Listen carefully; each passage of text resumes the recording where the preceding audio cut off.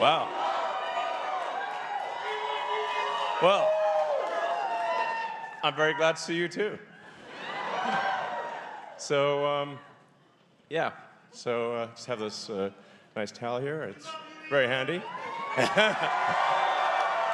Love you guys too. So, go Steelers. I think there's a game tonight. So, yeah. Let's see. Before I start, I'd like to welcome a special guest. Let's see. Please join. Well, I believe Trump actually is at McDonald's. Which is epic. I was just watching. I just looking at the video, and like it's awesome. So let's see. Is our special guest joining me, or should I perhaps wait a minute? Hello? Oh, maybe I should wait a minute. Okay. Am I the special guest? Ah, there we go. All right. Welcome. Good to see you, Elon. Thank you. I was thinking, who the hell's the special guest? Yeah. So. Thanks for the towel. Absolutely. Yeah. So we don't just need to win the presidency, we also need to win the Senate. So perhaps to... Yeah, thank you. Yeah. All right, well, thank you, Elon Musk. Let's give him a hand. Let's do the terrible towel. I saw Elon speak in Butler, and the words he said about the American dream slipping away is exactly the reason I'm running for this Senate seat. We've got to save our country, and this is the most important election of our lifetime, right here. Yes. And I'm really honored to be the nominee here. This race is going to end in 16 days. We've got to get people out to vote. It's going to be the difference between winning and losing. And listen, everything that you're doing, thank you, and everything all of you are doing is going to make the difference on November 5th. So thank you for that. And, yeah.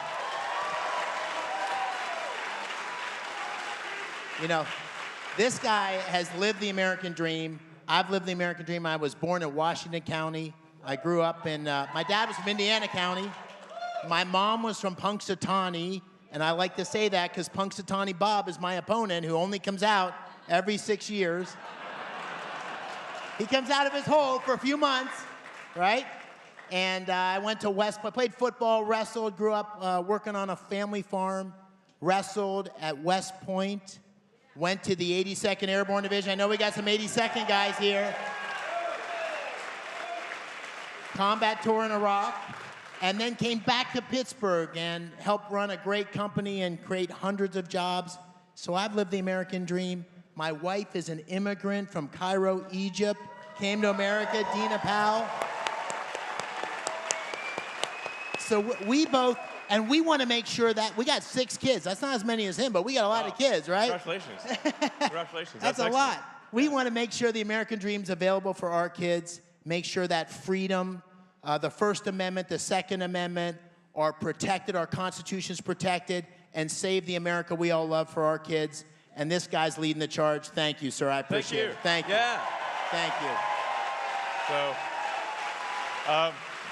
So there's... It's absolutely essential that we win the Senate and the presidency in order to affect change. That's important, and to protect the Constitution, which is under attack by a lot of Democrats, which is shocking, actually. And frankly, it's sedition. And yet they sort of really openly advocate, overturning elements of the Constitution, especially the right to bear arms and freedom of speech. It's open sedition, and nobody does anything about it. But that's why we have to have a clean sweep of those who believe in the Constitution. Those who will uphold the Constitution.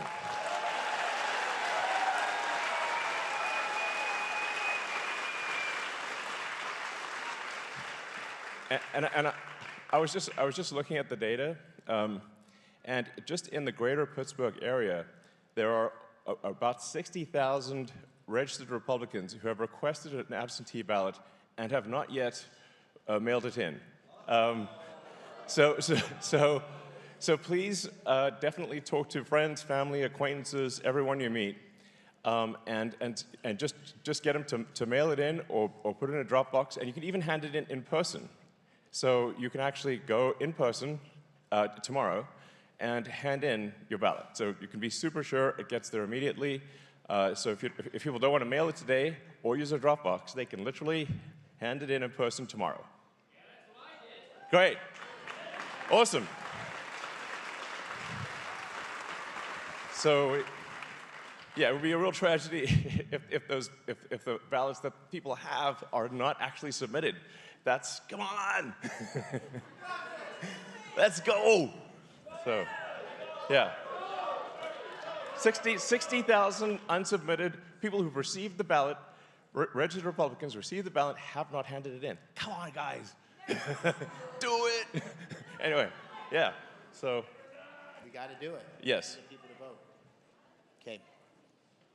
Am I done? Would you like to say anything more? Well, thing I'd like to say is that we need every one of you to not only put up signs, but tell 10 people and tell 10 people and get Republicans out to vote, get independents out to vote, get conservative Democrats out to vote, and save our country for our kids. Thank you very much. Thank you, Eli. Thanks for what you're doing. Thank you. All right. Woo-hoo.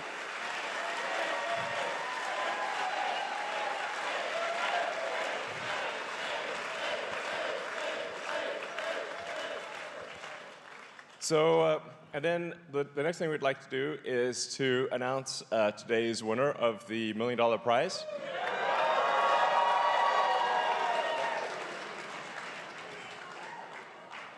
So, it's Christine Fischel. Would you like to come up?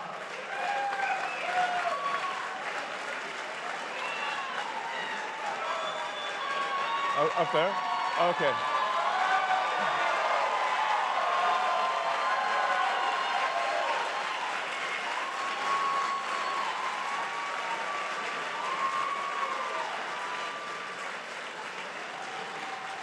So, as you may know, every day from now until the election, we're giving out a $1 million prize. That is, and all you have to do is sign a petition in support of the Constitution. It's very straightforward. You don't even have to vote. You don't have to vote. You just have to sign a petition saying you believe in the Constitution. Which, if you already believe in the Constitution, you're just signing something you already believe, and you can win $1 million. That's awesome.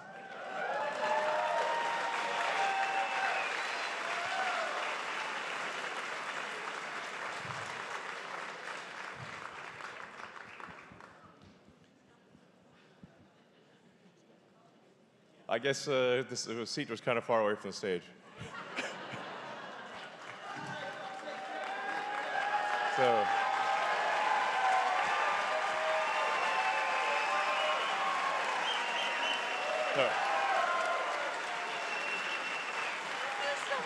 You're most welcome. Yeah.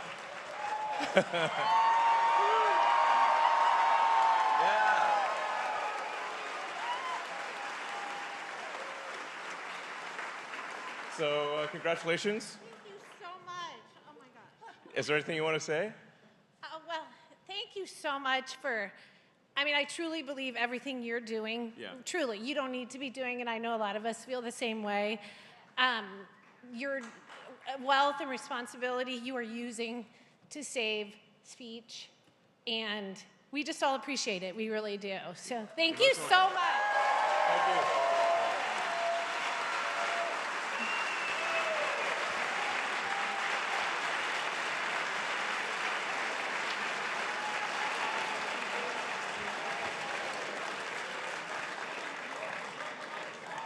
So, let's see.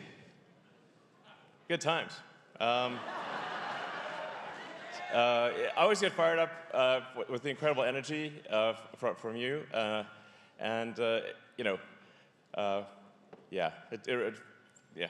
I mean, this kind of energy lights a fire in my soul. Honestly, it's just great. It's like really fantastic. So, let's see. Yeah. You know, some of the things I'll say I've said before because it's important to say them a few times, just to make sure people get the message, and for people out there that maybe are seeing one of these talks for the first time and maybe didn't see the other talks. So forgive me if some of the things I say are repetitive, but for people out there, a lot of them haven't heard these things at all. Most important is that the registration deadline in Pennsylvania ends at midnight tomorrow. So after that point, people cannot register to vote. So more than anything, it's register, register, register. Only have until midnight tomorrow. So definitely hound friends, family, acquaintances, people on the street, everyone you meet, to just to register. We've got to register.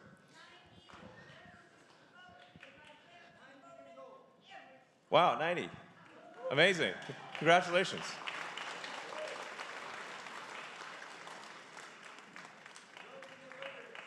That's great. I hope I live to 90. You know, based on some of the damn hate I'm getting, I might not. Well, it's all fun and games until someone loses an eye or an ear, or so I guess then it's just all fun and games with one eye and one ear. Fine, whatever, you know. But hopefully I don't get shot. It's no, but it's like a real it's crazy out there, you know. Yeah. Well. Anyway. You know, there was like, I was just on the cover of some big, like, I think it's the biggest magazine in Germany called Der Spiegel, which is like their Time magazine or something, saying that I'm enemy number 2. You know? Yeah. And I'm like, enemy number 2 of what? Democracy? I mean, I'm pro-democracy. All I'm literally trying to do is uphold the Constitution and ensure we have a free and fair election.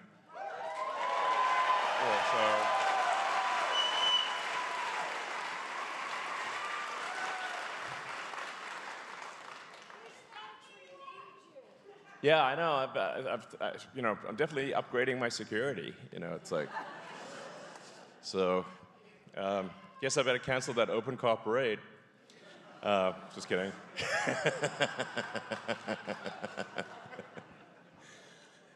Maybe I could do an open car parade, but it's actually like a dummy version of me, and then see what happens. It's just like an inflatable version or something. I don't know, it'd be quite funny. Just troll them. No, but I have to admit, sometimes I'm a little shook by some of the things that I see.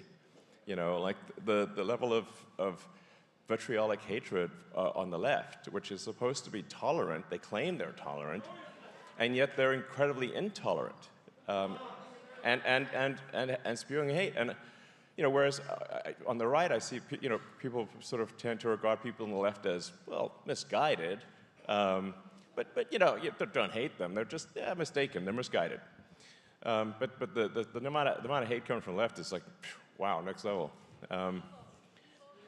Yeah, there's some evil stuff out there.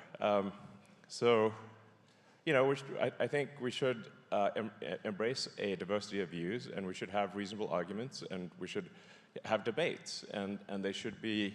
That's the essence of free speech: is that ideas survive, you know, when they're competing ideas in the marketplace of ideas.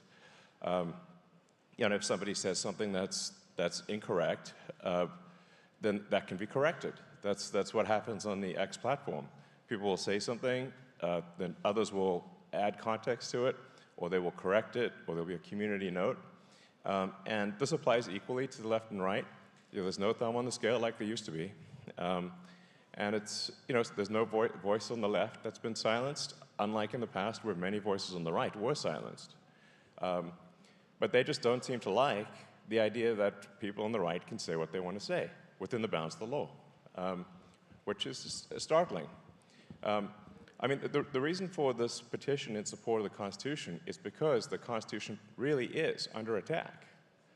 One prominent Democrat after another has been saying that freedom of speech, the First Amendment, is a bad thing.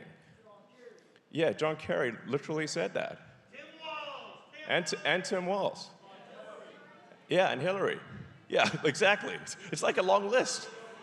They're not like, you know, mid-level people it's like the top people in the Democrat Party are saying the First Amendment's an obstacle, and then they will refer to it, you know, like they use the word disinformation. Like, it's a pretty good indication that if someone's using the word disinformation a lot, they are the ones creating the disinformation. So,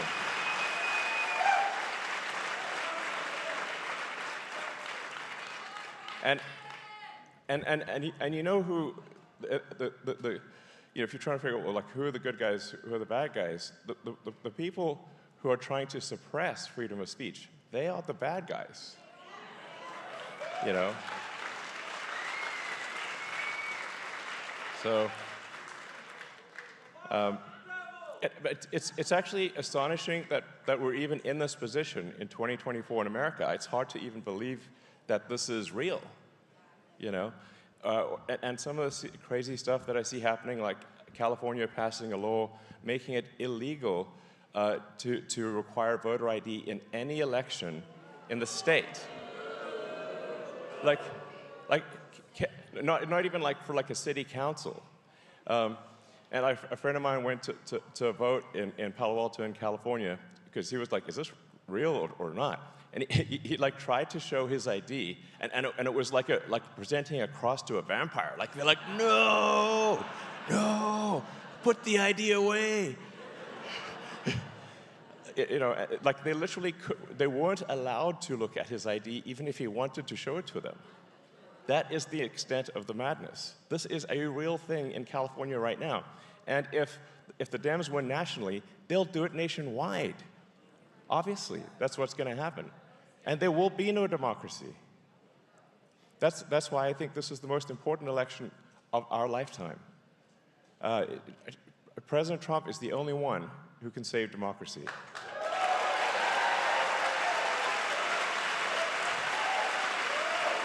So, yeah.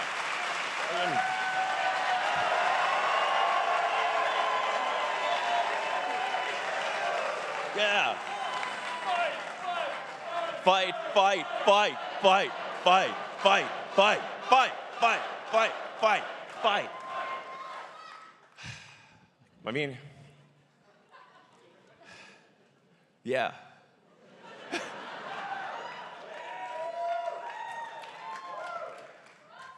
I'm still blown away that that a bunch of this stuff is even real, you know, like, and every week that goes by, something crazier happens. So, but yeah, exactly. They have ruined San Francisco. Yeah, and the UK, right. There's like this movement to suppress freedom of speech, yeah, throughout the world. Yep. And I mean, and the thing is that if obviously, yeah, indeed, Mars 2028, you know, occupy Mars. Yeah. So, yeah, exactly. We want to do exciting, inspiring things that make you look forward to the future. You know, like sending people back to the moon, sending people to Mars, exploring the solar system. You know, if you think of like, if you ask probably anyone in the world, what was the most inspiring thing that humanity's ever done? I bet a lot of people would say, we went to the moon, you know? And yeah, well, but the fact that, you know, us humans, you know, with all our issues and challenges, we're able to go to the moon. And even though it was only a handful of people that went to the moon, in a sense, we all went there. we went there sort of with him. We had that experience. Well, I was admittedly 1 year old, but I saw the videos. And it was incredibly inspiring that is something that humans could do. But we want to do more than that in the future. We don't want that to be the best we ever did. We don't want that to be our high watermark. We want to go beyond. And we want to have, like I said, a permanent moon-based alpha and a city on Mars and you know, I think go through. I mean, basically the entire solar system would be sick. You know, we want sci-fi to be real, not just fiction forever. You just generally want to think about the future and say that, well, there's going to be exciting, inspiring things that are going to happen that are better than the past. And that's what makes you look forward to the future.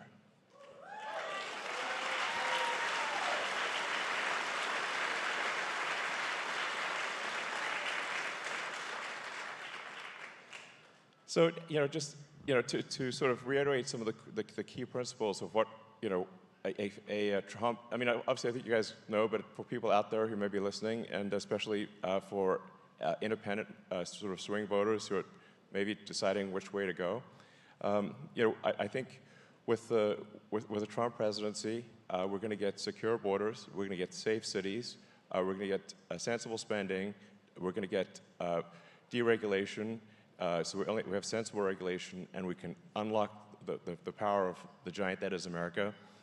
And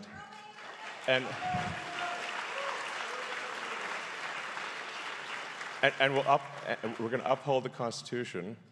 We're going to strengthen freedom of speech, right to bear arms, and the freedoms that people treasure, and reduce the burden that the federal government places upon the states and the people within the states.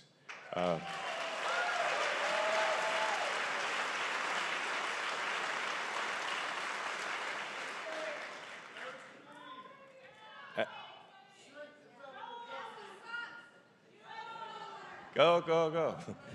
So, yeah, the Department of Government Efficiency is going to be great.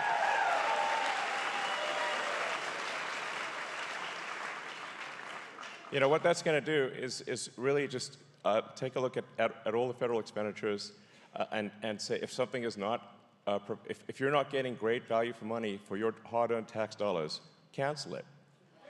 So, yeah.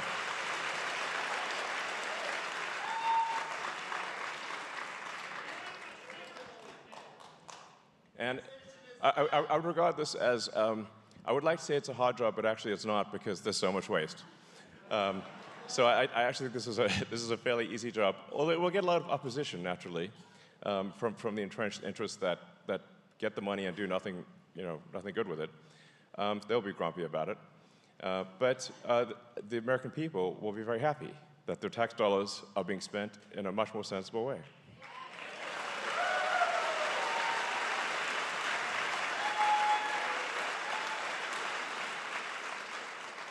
And I think we also want to have extreme transparency, you know, so like no shady backroom deals or whatever, everything done in open, total exposure, like you can see the mistakes that are made, the good things that are done, you can comment on it, you can, you know, raise concerns. We want a transparent, open government, and, you know, because there will be mistakes that are made, but you want to, if there's with transparency comes trust. You know, and then you can see, oh, okay, we made a mistake, we'll fix that, we'll do that, you know, and then you know.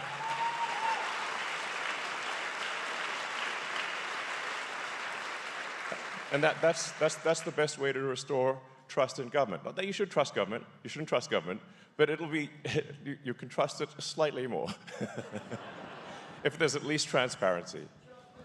So those are all the things that I think we get with Trump. On the other hand, you know, with the sort of the dem machine, you know, so there's like almost no point in attacking Kamala personally because she's just a puppet of the machine.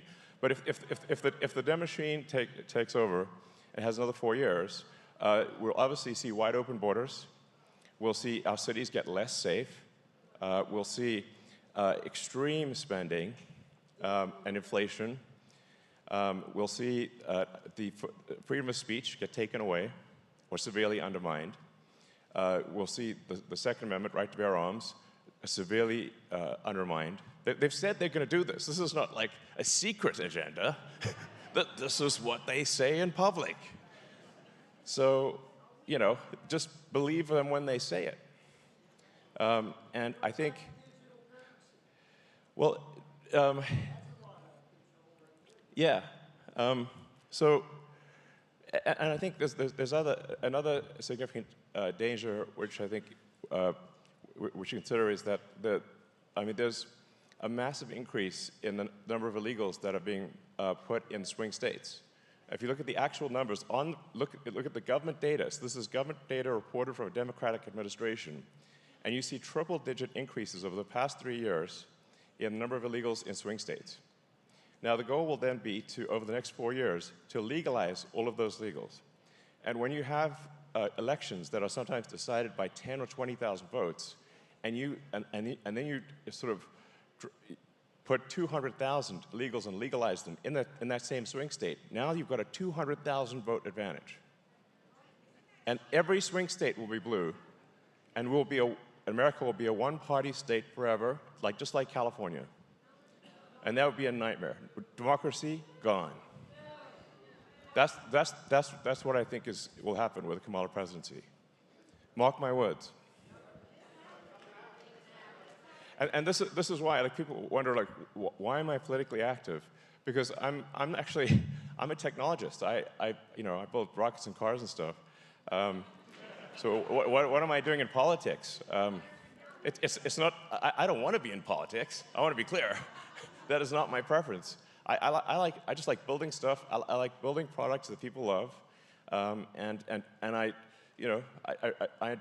derive joy from seeing people enjoy the products that my companies make.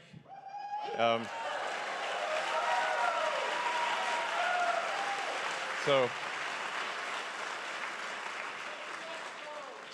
I like making products people love, and that's what I normally like doing, and I actually don't like politics at all. I hate politics.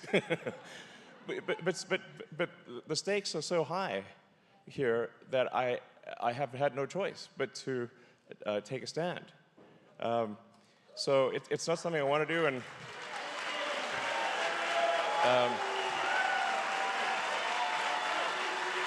yeah.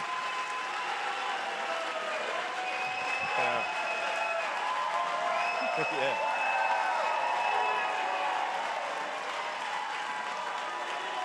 Yeah.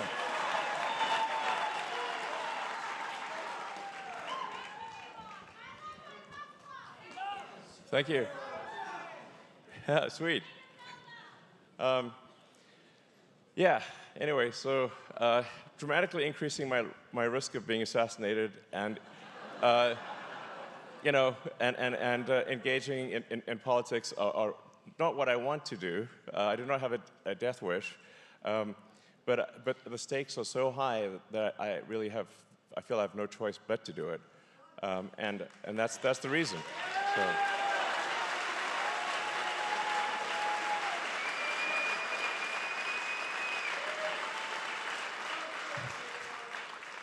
And thank you all for your strong support and everything you're doing to ensure that we have a democracy and that the right side wins. Thank you guys for everything you're doing. And thank you out there.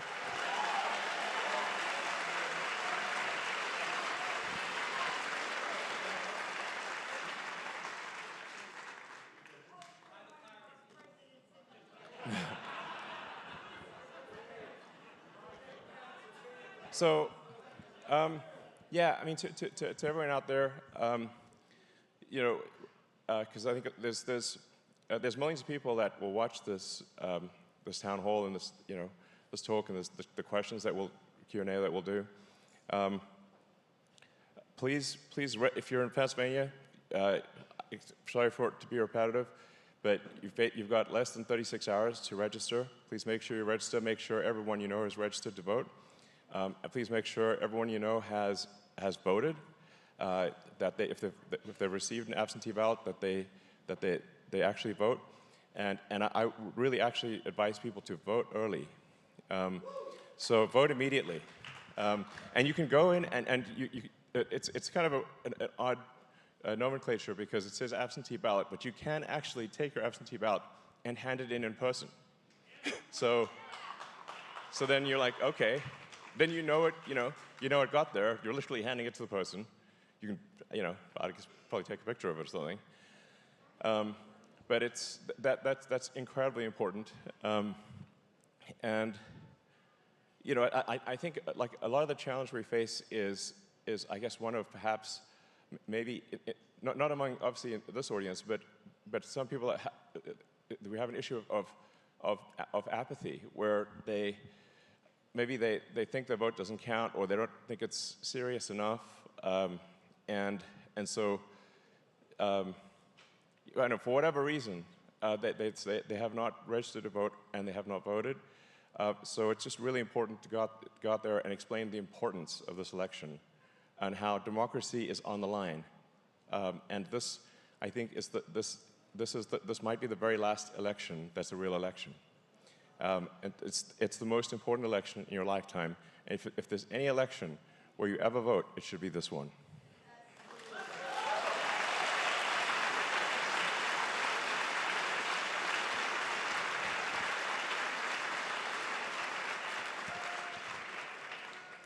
So, yeah. So let's, maybe we can go to Q&A.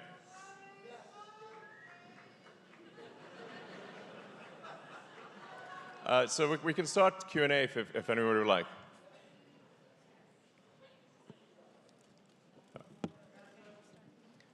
You have to line up, unfortunately. Okay. Okay.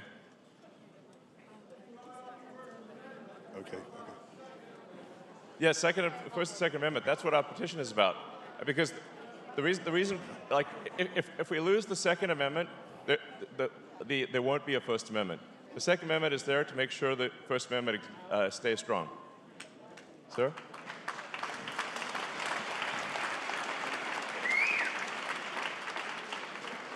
Elon, my question is for both you and for Dave McCormick, your guest here tonight. Both of you have experienced incredible success in business, and you're both self-made men, truly the embodiment of the American dream. I want to know what Dave can do and what you can do in taking that same opportunity to Washington so that others can experience it as well. Yeah. Well, I think the things that we've talked about will have a big effect. The sheer amount of what I call the strangulation of America by overregulation that is inhibiting progress, like preventing new houses from being built, preventing bridges from being built, preventing even trivial things like the Boring Company, for example, is just trying to dig a simple tunnel under a river, has been waiting 2 years for a permit, can't get it done, so they're just sitting somewhere. I think when Reagan did deregulation in the 80s, there was unleashed a wave of prosperity. I think that's a super big deal.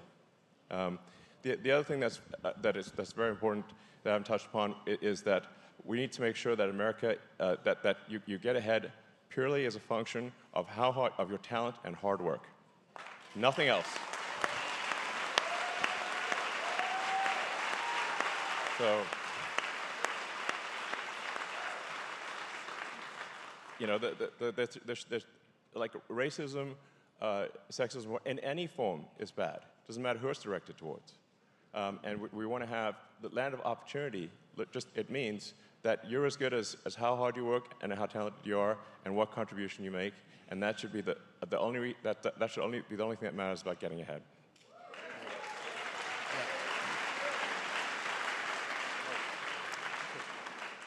I just want to know if you are considering running in 2028. Well, there'd have to be a constitutional amendment for that.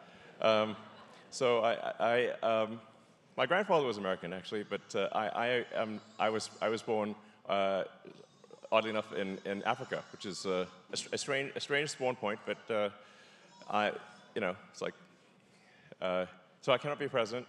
But it's not. I actually don't want to be president. so to be clear, I want to build rockets and cars, and you know, so. I'm super literal. And in fact, you can look at, you know, talks that I gave like 20 years ago, and I say the same thing.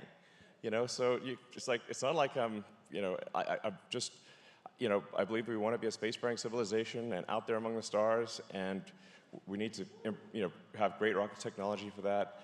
You know, I believe in electric cars and automation and you know, self-driving and robotics and the space-based internet.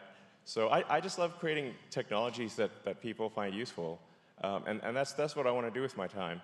So I'm hoping that you know, we get President Trump elected, and then I'll work hard on the Department of Government Efficiency, and then you know, you know, after that, I hope I can not be in politics. That would be my hope. So you know, like I said, you know, I'm doing this because I think it's critical to the future of the country, and if America falls, nothing else matters. You know, we're not getting to Mars or anything. You know, and I've talked to a lot of people, like leaders in business and technology, because I was like, guys, you should really, you know, you need to go out there and fight hard, because, you know, if America falls, your company's going to fall with it. So why not, you know, I wish more leaders in business and technology would put themselves out there. Like they usually agree with me and they support Trump, but they're afraid of saying so. And I'm like, man, the stakes are super high. You know, fortunately, more and more people are sort of, you know, coming out of the closet, you know, type of thing. It's like, so like saying this support Trump, it's like, you know, it's like, maybe it's probably the most rebellious thing you could do in San Francisco, but it's like, you know, by a long shot. So, you know, that's, anyway, I'm not a natural politician, nor do I wish to be. I just want to make, you know, cool technology that you'll love to use. So, all right. Sam, just to, Elon, just to respond to Sam's question, what the Democratic Party is running on now is not only anti-business, it's anti-success. And anti-business is these huge regulations that are stifling businesses, whether it's dairy farms or SpaceX, and everything. I mean, fracking.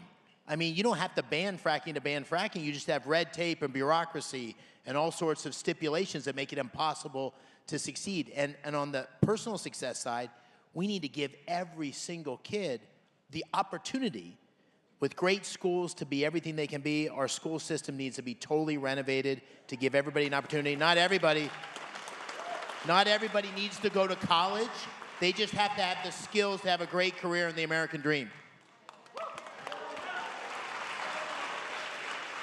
Yeah, exactly. So, yeah. Well, let's see, next question. Hi, Elon.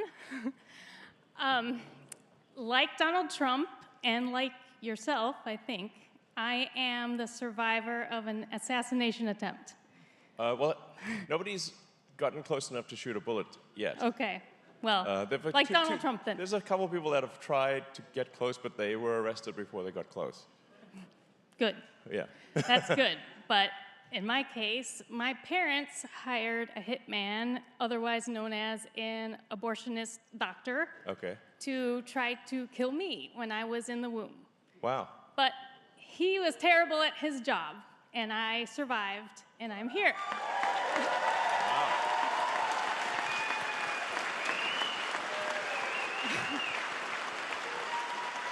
Thank you.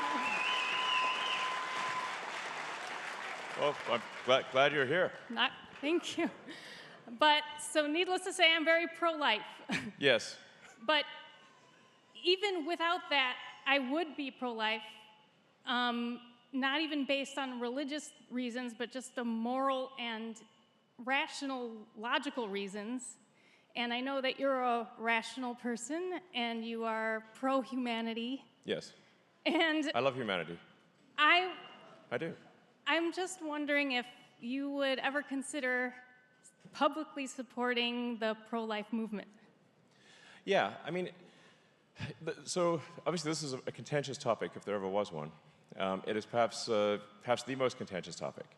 And to be clear out there, President Trump has been clear that he will veto a national abortion ban.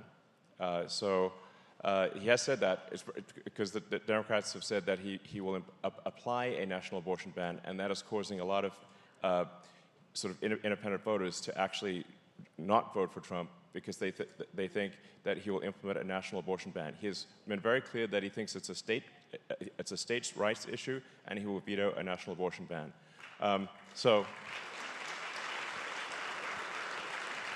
Now, there is no answer to this question that will not offend some number of people. But nonetheless, I will tell you what my opinion is, which will certainly offend some number of people. My opinion is that if a baby can survive outside the womb, it cannot be aborted. It cannot.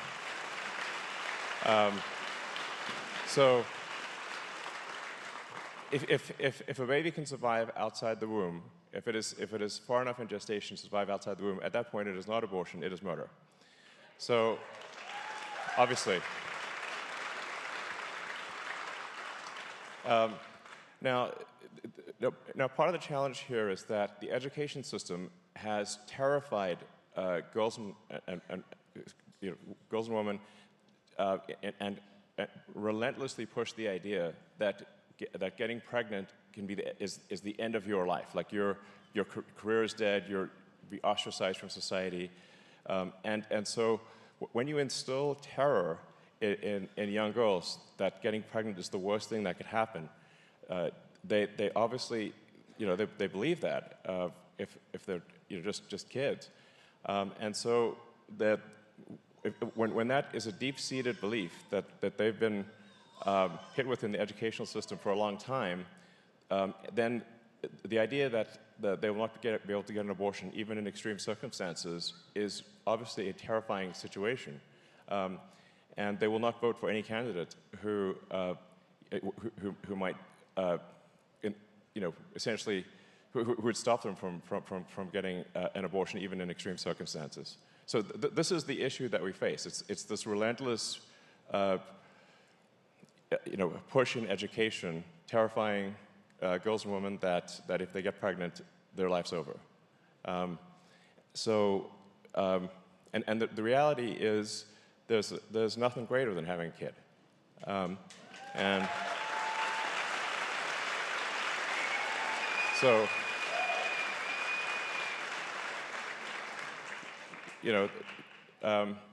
I get more joy in my life from my kids than anything else, and that's generally true of all humans. In fact, if that is how we evolved.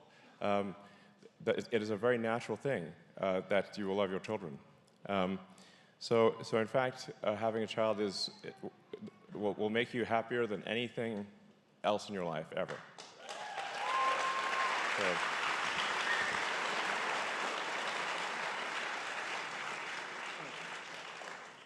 So you get a chance to ask one of the most intelligent men in the world a question. What do you ask? So, what are your thoughts on clean energy as far as nuclear energy, nuclear power? Sure. Seems to be the cleanest, or one of the cleanest that we have. Yeah. And there's talk about developing miniature reactors. Do you think that's where we should focus our tax dollars on for the future? Well, I am very much pro-nuclear. If you actually look at the data, and especially if you look at, say, modern nuclear reactors, the modern designs are so safe that if you tried to get a meltdown, you couldn't do it. Like if you went there with flamethrowers and explosives, and your goal was to get this thing to melt down, it still won't melt down. That's how good modern nuclear reactors are. So they're not dangerous.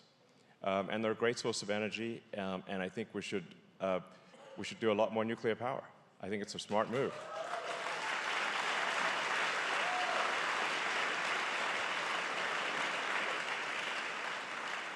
You know, when in Japan, when they had the tsunami and they had the Fukushima reactor was taken out, I had people in California asking me if they should be worried about the radiation coming from Japan. I'm like, definitely not. That's insane. And so, actually, to support the people of Japan, because people were scared to even travel to Japan, didn't just go to Japan. I went to Fukushima itself and ate locally grown vegetables on TV. And amazing, I'm still alive.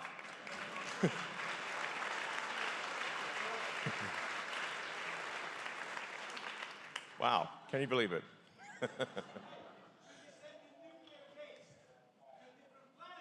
No, we don't need to send the nuclear waste to a different planet. The nuclear waste is very tiny, and you can store it, as much of it as you want, on site at the nuclear reactor. You don't even need to move it.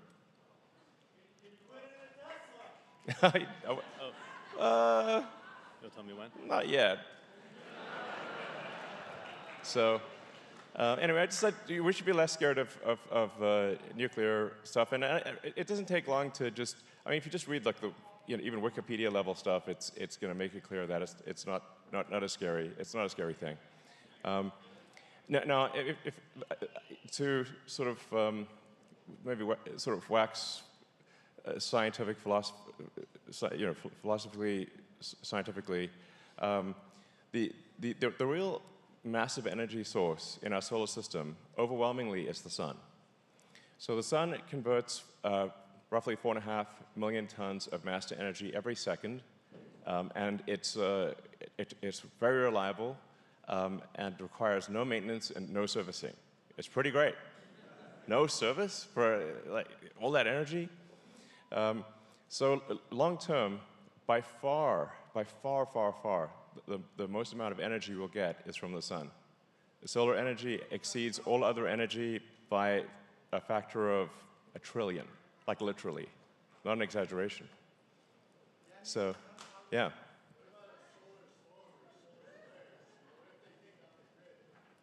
Yeah, solar flares can take out the grid because the grid's like a giant, like a radio antenna.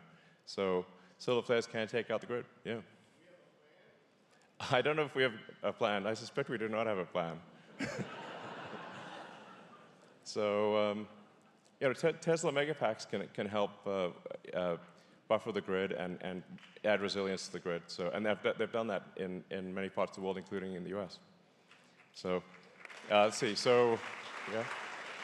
Well, first, thank you for everything, Elon. You've just been incredible for the last 20 years. My question is about the election is, are you concerned about the rise of AI, especially foreign governments' AIs, on our election system? Yeah, I think we should just, in general, be wary of AI, domestically or internationally. Yeah,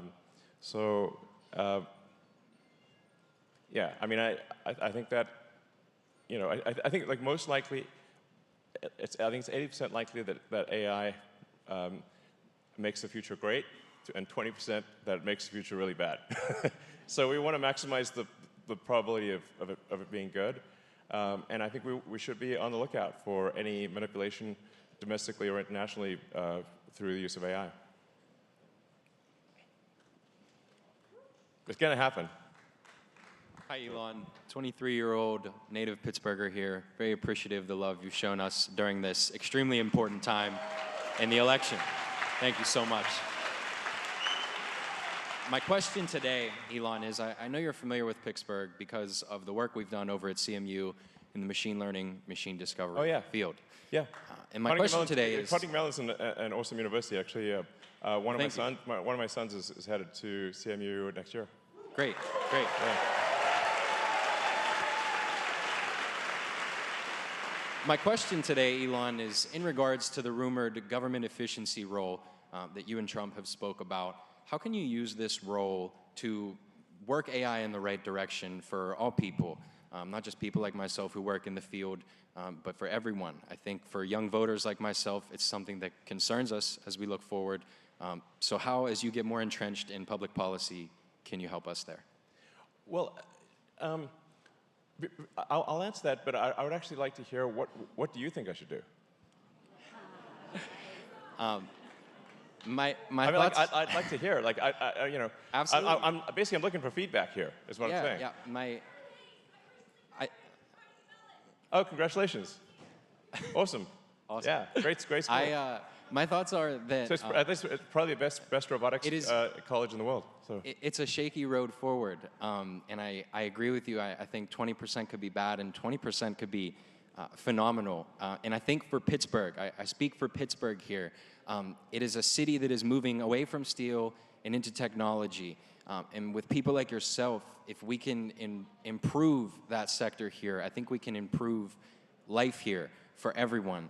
And if we can improve life in Pittsburgh, we can use AI and those technologies to improve life for people everywhere. And I think it's through a lack of regulation, as opposed to what they're doing in the EU right now, attacking people. And I just was curious on your thoughts. yeah. Well, I think we are going to see a massive massive increase in the number of robots. And you know, recently Tesla unveiled the latest Optimus robot, and I think that's going to be really cool. I mean, we want to give everyone their own personal C-3PO R2-D2. You know, and like, who wouldn't want that? That'd be awesome. You know, and even better than that. So I think that's really going to be. Yeah, and well, yeah, privacy concerns are significant. Anyway, but one of the things I want to be clear is that I am looking for feedback. So it's not like I'm just going open loop here and doing whatever I want to do. I'm like, I kind of want to know what do the people want, and you know, and what should we do, and then do it. You know, so it's as opposed to me just deciding on my own, like you know, so. Yeah. Elon, you're clearly a great American pioneer, and we all in Pittsburgh want to welcome you and thank you for coming. Thank you for taking my question. Well, it's an honor to be here. This is really the cradle of pioneers in the history of America. People here from George Washington as a surveyor to Lewis and Clark, who pushed their Pittsburgh-made boat into the Ohio and explored the West, to so many industries being born.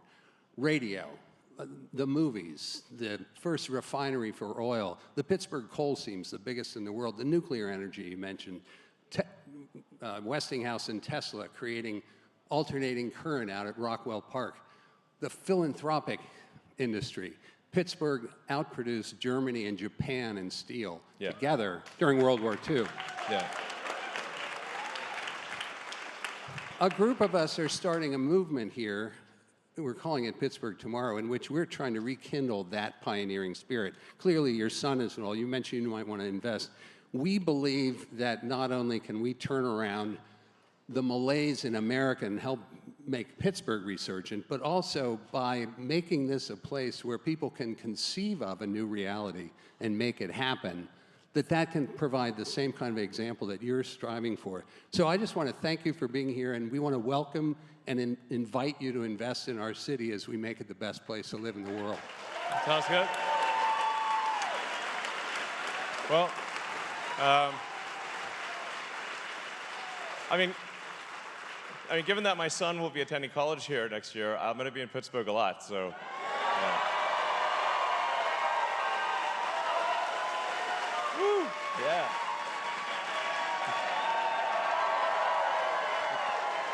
Going to be waving this towel quite a lot. Good exercise. Loosens you up. Hi, I'm here tonight as a sex trafficking survivor. And I am here to ask you personally, Elon, if you will work with sex trafficking survivors and sex workers about our First Amendment rights and how both X and you can help both vulnerable communities who already have laws against our First Amendment rights that are on the books. Okay. I mean, I'm generally in favor of any policy that maximizes the happiness of the people. What would you recommend? First of all, I'd recommend repealing FOSTA SESTA, which was signed on April 11th of 2018 and supported by both parties. What this actually does is it silences certain vulnerable communities, both sex trafficking survivors as well as sex workers, from anywhere in the internet. They shut our websites down. Within weeks, people started to die, both by suicide as well as homicide. Violence is up at an all-time high, and we are currently being silenced by our government with laws such as FOSTA SESTA, which violates our First Amendment rights. And as a child sex trafficking survivor and a full-service sex worker of over 25 years, I can tell you that the resources in Pennsylvania for sex trafficking survivors are going to police to arrest full-service sex workers instead of protecting anybody. I was abused at age 9 and 10 right here in Western Pennsylvania. Oh, sorry to hear that. Thank you. And over 30 years later, there are still 0 sex trafficking survivor resources, and police continue to arrest full-service sex workers and say that they're helping the children, but they're not helping any children. So would you be open to a conversation to work with sex trafficking survivors and sex workers to make X a platform where we are safe and don't get silenced by our government? Well, as I've said very clearly, I'm in favor of anything that supports freedom of speech. So any infringement on freedom of speech, I would be against, and people should be able to speak their mind. That's the whole idea of the First Amendment. And I mean, the priority, for law enforcement should be protecting children, first and foremost, because they can't protect themselves. So, protect the kids first, everything else second. Hi, Elon. Thanks so much for being here. As you know, you're an inspiration to us all, but mostly you're really an inspiration to the young children of America who want to be able to dream big and who want to be able to do things. But the federal government, with the Department of Education, puts a firewall behind that. They don't allow our kids to dream big. They don't allow them to have free thoughts. They're censored in the classroom. They can't talk about the open discourse that you encourage on X. So you're doing that on X, but what can we? I'm a mom of 3 kids. How can we make this happen in schools so that the kids can dream big and achieve what you're dreaming? Right. Well, I do think we need significant reform in education. I mean, the Department of Education seems to regard as its primary duty foisting propaganda on our children, as opposed to getting them a good education. It's insane. I mean, we should be just. The priority should be teach kids skills that they will find useful later in life, and leave any sort of social propaganda out of the classroom. So.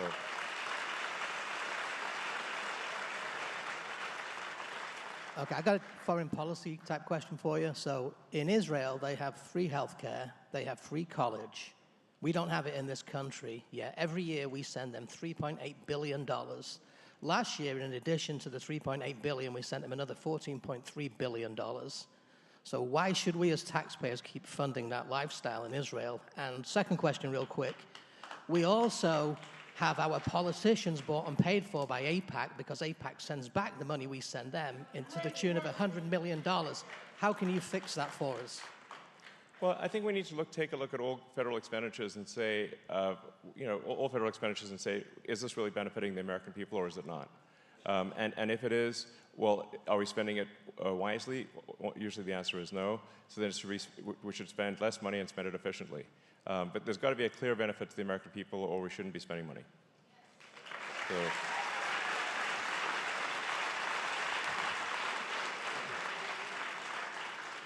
Elon, I just want to say I'm a huge fan. I wasn't an X user. After you bought it, I became an X user. Thank you. Please encourage everyone you know to you know, Premium. I'm a premium ex-user. Thank you. Yeah, yeah. Yeah, I'd just like to thank everyone who's a sort of a paid subscriber on X. It's really important because you know, otherwise we're totally beholden to the advertisers. You know, so when you subscribe, you're helping with freedom of speech. So thank you for subscribing. Yeah. And as I became an ex-user, I did bought a Tesla, which I love. Great. And just recently, I ordered Starlink because of what you did for all the hurricane victims. Great.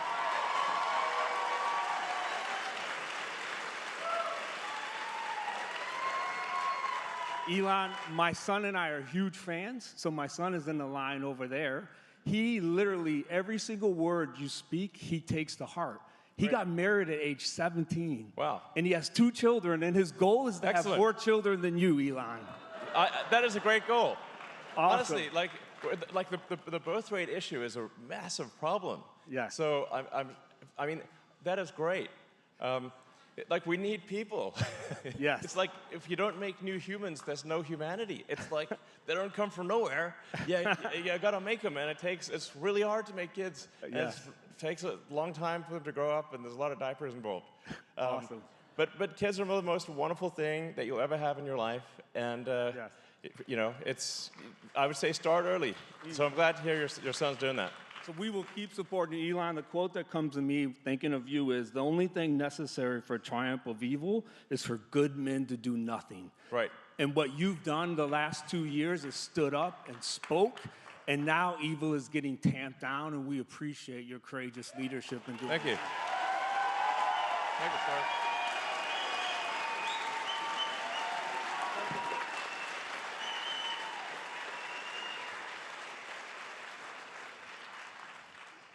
Thank you, Elon. So much of campaign messaging is about fixing current problems, where I think future aspirations for the country often don't get discussed as much. You obviously have some pretty large goals for your companies. So with years of good leadership and common sense policies implemented under a Trump presidency, describe your utopia America and describe the long-term achievements that you believe can be possible. Thank you. Sure. Well, first of all, I should say that I think America is great. So, and I think we want to make sure that the fundamental elements that have made America great remain in place. You know, and those fundamental elements are freedom and opportunity. So maximizing individual freedom, minimizing government interference, and making sure that you get ahead as a function of your hard work and talent, and that's the only thing. If we have those fundamental things, and we you know, then the Constitution stands strong, America will get greater and greater. So that's really important. But to your point, like, we have to have a combination. We have to do both things. We have to, you know, solve the problems that we face, but we must also have exciting, inspiring goals.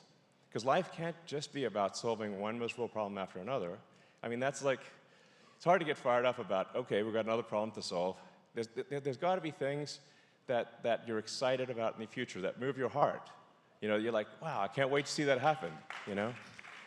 So that's the kind of thing where you like, you know, where we want optimism about the future, optimism that is grounded on realism. So, you know, I think, you know, grand projects, you know, revolutionizing the transport, you know, I mean, obviously I've got some ideas, and probably other people have ideas too. You know, I think it's possible, although I'm not really involved in medicine outside of Neuralink, I think it's possible for us to have a revolution in medicine. You know, like, there are actually a huge number of drugs that are stuck in approval at the FDA that can help people. And they're just stuck in bureaucratic molasses. And a good friend of mine was telling me a story that fortunately had a happy ending, where his his mom was diagnosed with brain cancer. And she, the oncologist said, there's no chance, it's got maybe 4 or 5 months to live. But my friend is a very smart, determined person, and he searched, for, he talked to every smart person he knew, and he found someone who said, yeah, actually, there's a drug that's in trials that you take this pill, and it actually makes the brain cancer go away. Literally, you just take a pill. He's like, what? And I think it's called like Wellirig or something, FYI. This drug called Wellirig that solves brain cancer. Maybe more people should know about this. And I think it's in trials at Harvard or something. And it cured his mom. And so that just happened. I think it was like this year. But if we could just be faster about getting, amazing drugs through the system, a lot more people would be alive. That's the kind of thing when I say like overregulation kills people. Where you've got helpful drugs stuck in approvals and not help, and it could be helping people, but they're not. That's crazy, So simply expediting drug approval and the FDA, I think, will save millions of lives. So.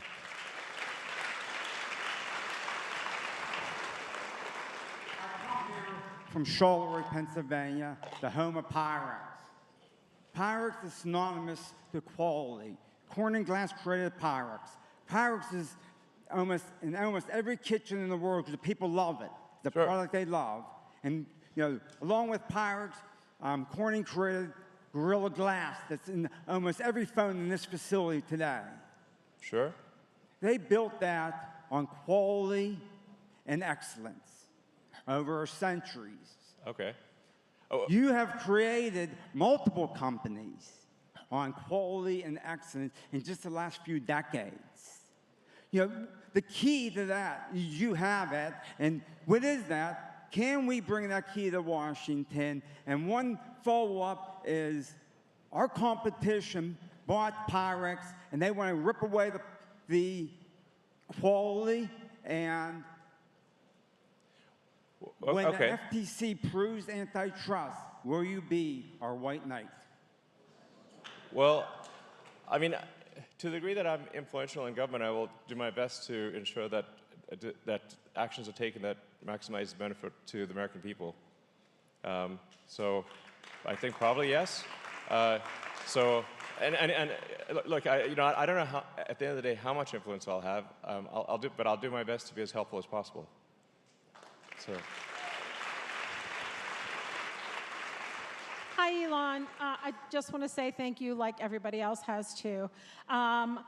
With your amazement, involvement, and contributions in technology, do you have any projects or interest in developing kidneys for people like myself who suffer from hereditary diseases and kidney failure to help us get off of dialysis and move into a normal life?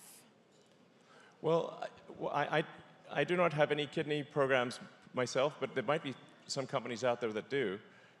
And just to get back to the regulation thing, it's if we can have sensible regulation and fast-track approvals of new technologies, then I think things like new kidneys and many other ailments can be available to the American public much faster and at a much lower cost. Because actually a lot of people don't realize, like, a lot of the cost of developing these new medications and new cures, new devices is the massive regulatory burden that is placed upon companies.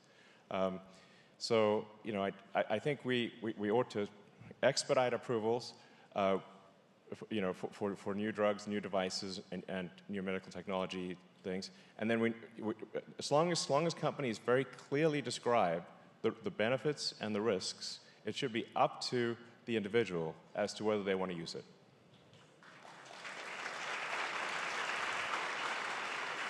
Hi. Hi, Elon. And it's to tag on the question about Doge and the healthcare expenditure. Because I'm a heart surgeon. I'm in the practice for 25 years.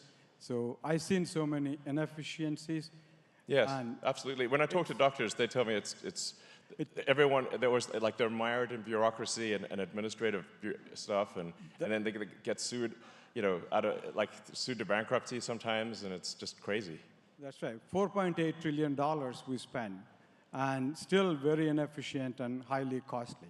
So my question to you is, Pittsburgh, we have a very well-reputed 3 healthcare systems, UPMC, Allegheny, and WVU systems, to provide the domain knowledge. And we have a Carnegie Mellon for engineering talent. So we needed a third guy like you who can do the impossible things like bringing the astronaut from the International Space Station down, or catching a 250-ton rocket with 2 chopsticks. Or build a 100,000 server farm in 19 days, which normally takes 4 years. So I think we need a guy like you, impossible, to create a healthcare AI, and Pittsburgh will be a great place to do it. So can you able to do a healthcare AI here? I think AI is going to be incredible for medicine. Actually, as it is for Grok right now, you can actually upload a PET scan and ask Grok to analyze the PET scan for you. And then you can compare that to what a doctor tells you and see what the difference is. Like, you can literally upload your image to Grok, and it will analyze your MRI, your PET scan, whatever the case may be, and tell you what it thinks the probable issue is. And that's with Grok 2, and Grok 3 will be out in a few months, and it'll be 10 times better. So I think it could be really helpful to medical professionals and to individuals. So I think there's a lot of amazing potential. I think there's the potential for us to have an amazing, exciting future, but we just have to work hard to make that happen. And to circle back, I think essential to making that happen is electing President Trump. Indeed. Let's do that again.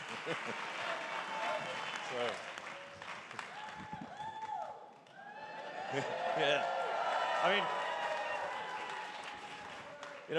it's like my friggin' back still hurts. It's like, here's 2024, and I still have back pain. I'm sure a lot of people in the audience have back pain. It's just solving back pain, I think, would be a massive increase in people's happiness. Yes.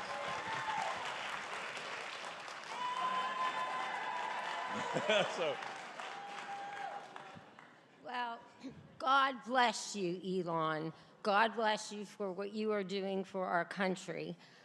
And you have articulated, yes, how you love children, and children cannot protect themselves. Of course. So we must protect them. Yes. Well, there are a couple of documentaries, Truth, that are out there about what's happened to over 300,000 children who have crossed the borders, the open borders, and they have been sex trafficked. And nobody can see, and that's probably a very low number, and it's happening in every state in this country, and especially, like you said, the swing states. I know that it's happening in communities near me. So these documentaries cost a lot to make, so there is a charge to watch them, $10 minimal, but still expensive for some. Is there anything that you can do to make these documentaries more widespread and available? Well, that's a good point. Well, I guess I do have a foundation, and maybe the foundation could pay to have them, available for free or something like that. They're a line in the sand and What is Treason, or Okay. just 2 of them.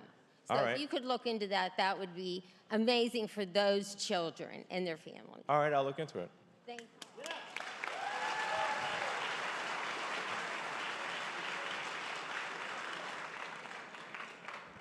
Hi, I love my Tesla. Thank you. And I admire your ability to define what your vision is and to work backwards and engineer solutions to successfully achieve solutions to those. And thank you for applying those to our Constitution and to help restore our representative republic. You're most welcome.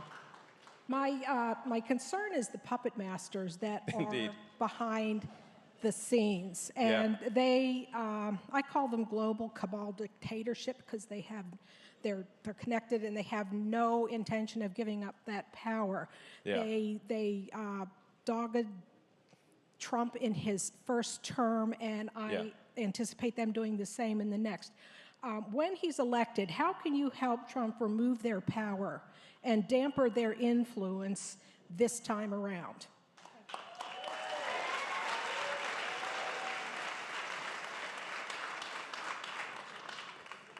Well, yeah.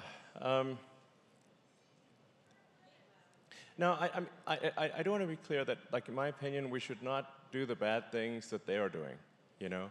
So, you know, if you look at what the Dem machine has done, they've tried to imprison President Trump. They've engaged in unbelievable lawfare just to stop people from voting, which is obviously anti-democratic.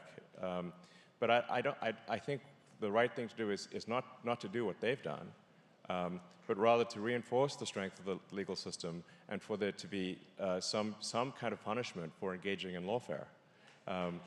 So you know, one should not respond to corruption of the system with corruption, but with removal of corruption. That's the right thing. Hello, Elon. My name's Harrison Burkhardt. I've lived in here for about a year and a half in Pittsburgh. First of all, I just want to say thank you. You've been I've looked up to you since I was 8 years old, and I'm 19 now, so that's obviously a significant amount of time. And, well, thanks. And I don't know, with everything you've done, you were against lockdowns, you've endorsed Donald Trump, you're trying to protect the American Constitution. You've proven to me that I chose the right childhood hero, and I just want to say thank you for that. Well, and it's kind of you to say. Thank you, sir. Thank you.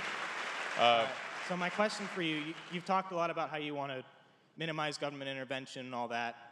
And I was just wondering specific things. I know, for example, John F. Kennedy wanted to blow the CIA up into 1,000,000 pieces. Yeah, maybe he should have not said that. Is there anything specific that you want to destroy like that? You know, you don't want to, you know, definitely don't do open call parades after saying something like that. So, no, I think we obviously want to not have corruption in government, and in general, we want to have smaller government. Because the larger government gets, the less individual freedom you have. And I think, you know, that's really the core, like, as I said, the core things people have said for many years, from the founding of the country, was that's freedom and opportunity. And we want to and your freedoms have just been eroded year after year with more and more government laws and regulations and regulatory authorities. When I looked it up, there's like 428 federal agencies. That's like almost 2 per. Unconstitutional. Yes, indeed, unconstitutional. So, like, what the hell do you need 428 agencies for? Like, why do you even need 100? This is crazy. So, you know, they're currently making new agencies at a rate of 2 per year. And every one of them is chipping away at your freedom. So it's essential for us to unwind that process and restore your personal freedom. And with that will come great prosperity and personal happiness, I believe.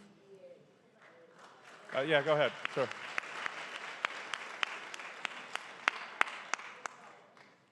Well, I'm being told I can't ask you another one, but... Sorry, go ahead. All right. Well, you talk about minimizing government. Would you want to make tax cuts too? For example, the American Revolution was started over a 2% tax on imports. Yeah. How low would you want to go as far as cutting taxes? Yeah, it's pretty wild that a tiny tax on tea started the revolution. And now we get the living daylights tax out of us, and nobody seems to, does not know revolution. I mean, you get, you get taxed on what you own, you get taxed on what you buy, and you get taxed on what you own. And it's like, okay, this is, taxes, taxes, taxes, and and then what does it get spent on? A bunch of the stuff it gets spent on you don't even agree with. So that's why we need to reduce the size of government and just spend less money and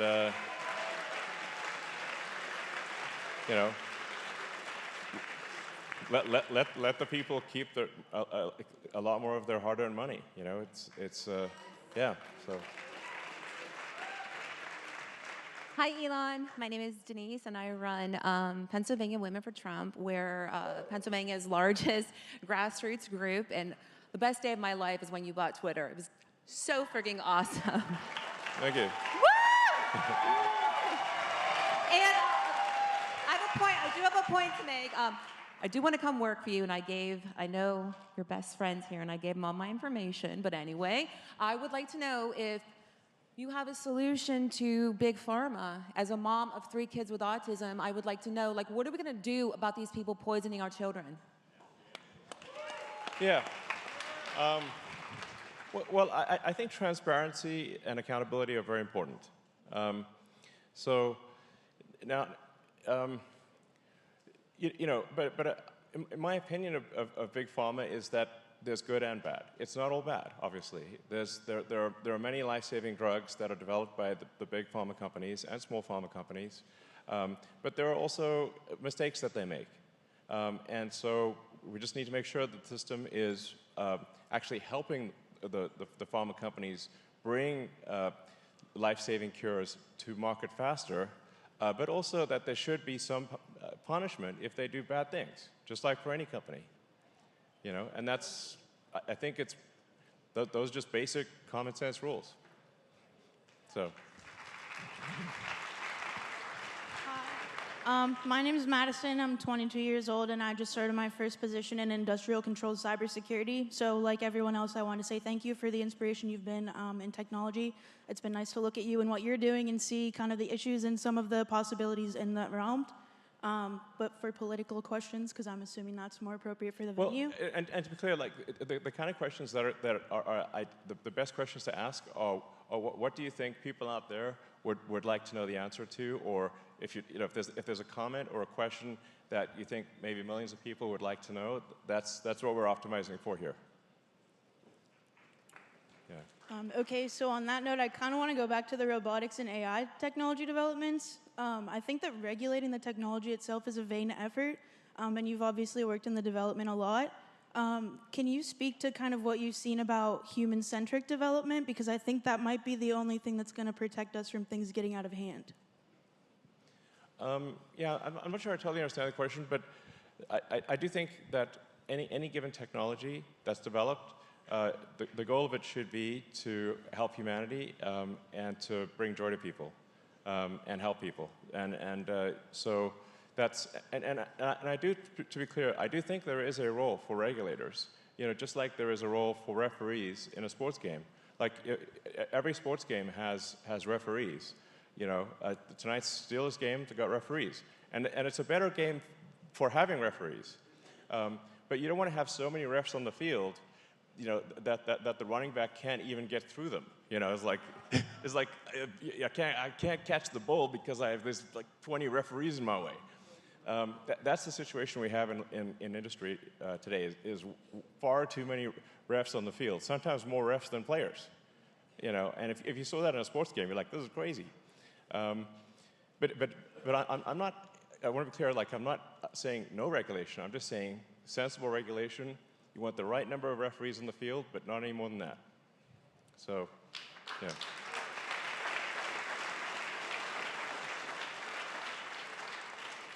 Hi, Elon. Thank you for everything you've done recently to help save our country from ruin. It's really appreciated. You're most welcome. There's a rumor and thank you for doing things to help the country too. Yeah, that's right. There's a rumor floating around that you have interest in investing in our city, which I hope is true. And if so, let me know where I can submit my resume. Well, I'm a big fan of Pennsylvania, and I think there's a good chance that one of my companies does something in the future in Pennsylvania. Go see him.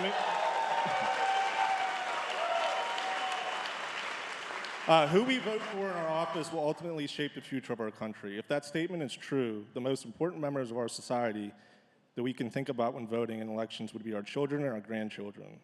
Since they are not eligible to vote, and we have others voting for selfish reasons, what would be your thoughts on reshaping voter eligibility? Some sort of criteria or guidelines that must be met in order to vote? You mean like changing? Being an active tax voter. Oh, okay. Well, I mean, frankly, I'd be happy if it was just that citizens voted. I'd call that a win. If we can just make sure that only legal citizens can vote, which is how it's supposed to be, I'd say that'd be quite a victory compared to where we are right now. And I think having more transparency on elections, maximum transparency on elections, and as I've said before, I think we should not allow voting machines of any kind. I've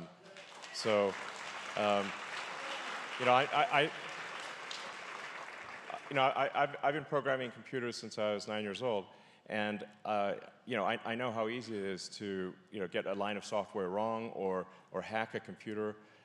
And so I think the last thing we want to do is have electronic voting machines. We want paper ballots in person with ID.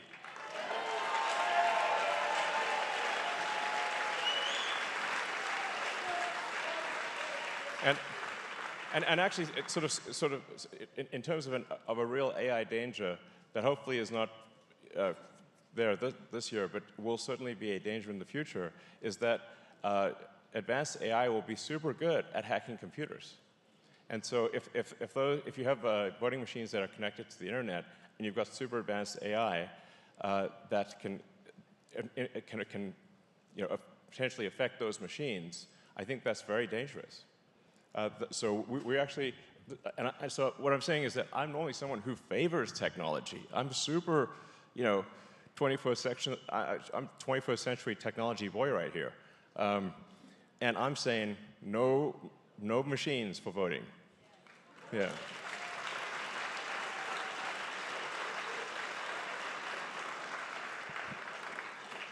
Hi, Elon. My name's Andy. I'm a technologist. I consider myself like you in that way. Sadly, I missed you at the Robotaxi event last week. I actually got a ticket, couldn't make it, looked amazing, super excited for the future. Thank you for being here. On to my question.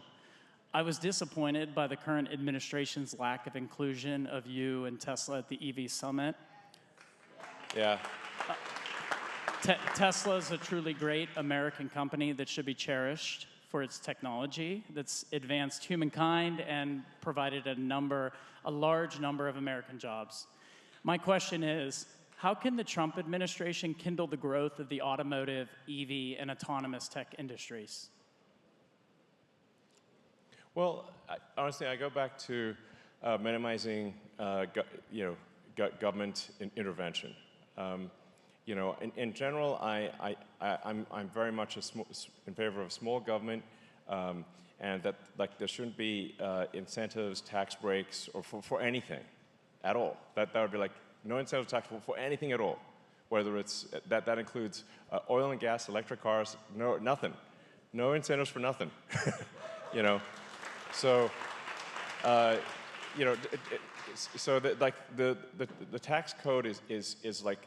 I mean, you could fill this room with the tax code. It's like so-called. I think only an AI could even understand the tax code. Maybe. I think we want to have a tax code you can actually read, both as a human. Instead of having it might be upwards of 1 million different tax breaks or tax loopholes or whatever. It's insane. like I said, I think we want minimal government action and maximum freedom for the people, and that is what leads to the highest level of prosperity. Yeah.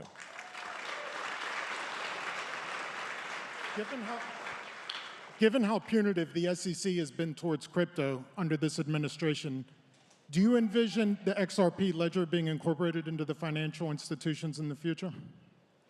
Well, I certainly cannot speak to any specific crypto, but I do think that the sort of cryptocurrency is an interesting and probably valuable bulwark against a centralized control.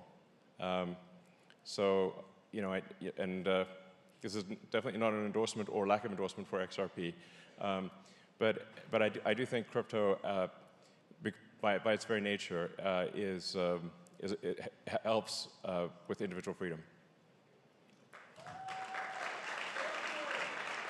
All right. So, Mr. Musk, thank you very much for coming. Also, as a Pittsburgh fan, I hope to see you at tonight's game. That'd be pretty incredible. I actually would love to be there. I got to get back and see my kids. Speaking of kids. Okay. So yeah. My question, as well as I'm sure many millions of Americans, I'm a young entrepreneur and voter.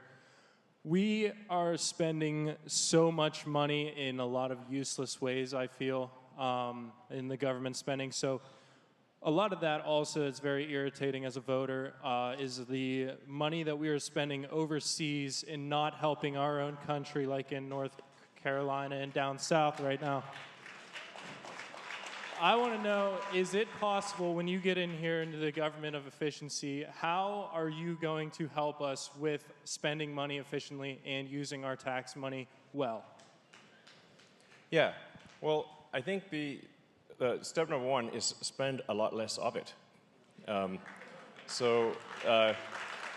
It's like the first order of business is to say any given expenditure, I think we want to zero budget the thing. Say like, let's start from scratch. Not because it doesn't make sense to reduce a foolish expenditure by 10% if it should be zero. And I bet I know there's a lot of things that are super wasteful. I mean, look at the sort of $42 billion that's been allocated for rural broadband, and SpaceX won like a quarter of it, and then they rescinded that contract for political reasons, and in fact, it would have meant a bunch of those terminals would have been in the affected hurricane areas, so that could have cost lives. That kind of political lawfare is unconscionable. And you know how many people have been connected by that 42 billion? 0. Literally 0. So I would say that program should be 0. Because value for money is 0.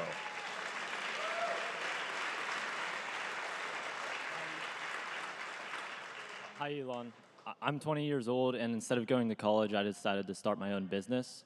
Your innovativeness inspires me. What is a piece of advice you would have for someone like me or me to be as innovative as you are in business? I didn't really set out to be innovative. I think you want to set out with saying like, what's a useful product or service that you think people would like, and then try to make that thing real. And I think as long as you're doing an honest day's work and providing useful products and services to people, I think you should be very proud of that. I have a huge respect for anyone who puts in an honest day's work, contributing to society. So that's what matters.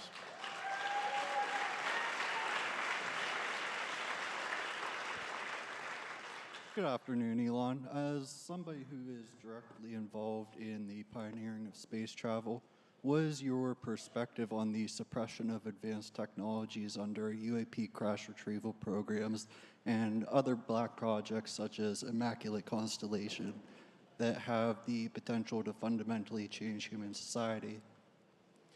I'm not familiar with those programs, but I mean, I certainly think if there are technologies that can be helpful, the government's aware of it, we should obviously provide that technology to the people. I should say that people often ask me, do I believe in aliens? I said, well, I was one, according to Homeland Security until I got my, it literally said alien registration card. I'm like, cool. But I mean, thus far, I have not personally, I'm not aware of any evidence for aliens on Earth. I'm not saying they're not here, but I have not seen any evidence for aliens. For our Starlink constellation, we have never had to maneuver around an alien spacecraft even once. And we've got 6,000 satellites up there. So, I mean, they're very subtle, is what I'm saying, these aliens,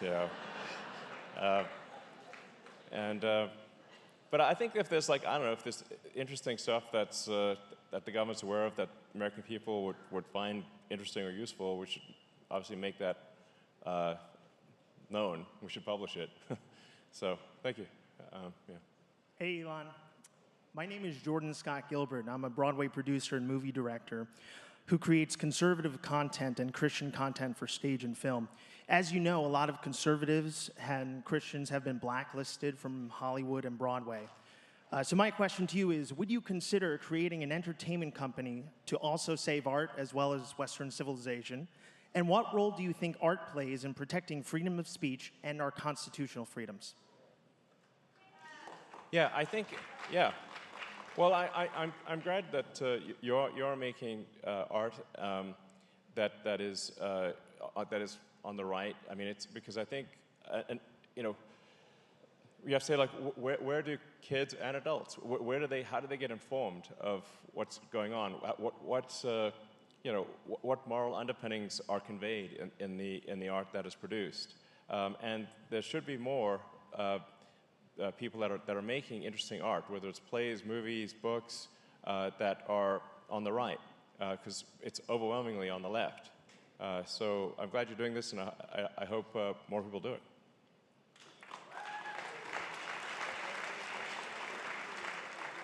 I mean, I'd appreciate just art that's in the center, frankly. That'd be quite nice. It's like I enjoy playing video games. People ask me what my hobbies are. It's like, well, I'm a technology nerd, so I like playing video games. And it's like, it's really annoying when video game gets interrupted by some DEI woke bullshit. And I'm like, Jesus, I was playing a video game here. Can you just leave the video games alone? You don't want to do things that damage art. So it breaks you out of the story. So. Hi, Elon.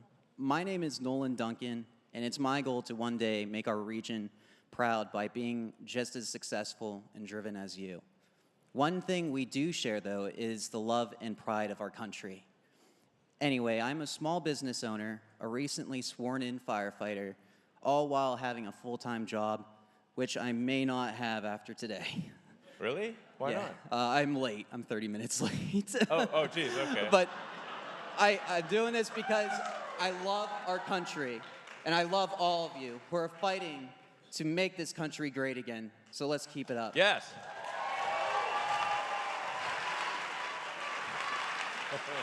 Jobs are all a dime a dozen anymore. I'll find a new one if I have to. Yeah. I think you'll be fine. I began this journey a year ago with the intent to become self-sufficient and take control of my destiny as an entrepreneur. However, it is utterly apparent that our government, rather the incompetents who run it, are self-sabotaging our future generations. And at this point, it is imperative that we protect our republic with safer and transparent elections. This is rather... Oh, I'm sorry. Yeah, I absolutely, very much agree. All is good. This is a rather novel concept to many in this room. But for the future, and since you are actively involved in cryptocurrency... I'm not actively involved in crypto, to be clear. No? Okay. So, no, I mean, I'm actually not actively involved in crypto. Oh, no? Okay. Well, so Dogecoin all the way. I make Dogecoin jokes and stuff because I kind of like Dogecoin because it's got the best sense of humor and it has dogs and memes, and I love all those things. There you go. So anyway, what are your thoughts on implementing the blockchain for future elections? And also, as a content creator, X has so much potential. Would you consider making X a dominant force against video and streaming platforms such as YouTube and Twitch to compete against these ridiculous policies that empower content creators to their fullest? Yeah, absolutely. We definitely want to have an X. Well, it does currently enable up to 4-hour videos, and we'll soon be offering 4K resolution, and we're continuing to improve our streaming capability for gamers that want to stream or anyone that wants to stream content. We've made a lot of progress, and hopefully we can offer an alternative. The X app is now available on big TVs, so you can actually watch stuff on TVs. And yeah, I think it's just generally good to have competition. I mean, competition is what competition keeps companies honest. Yeah, thank you.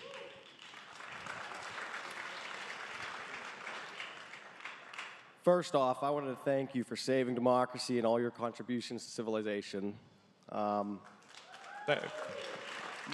Thank you. My question is, I'm 24 years old. What key advice would you give to the younger generation wanting to start a family? I mean, my advice regarding starting a family is start immediately. Yeah. I think people worry too much about having kids, and sometimes it's difficult to make ends meet and whatnot. But honestly, there's really no time like the present. Just have kids. You won't be sorry. It'll work out.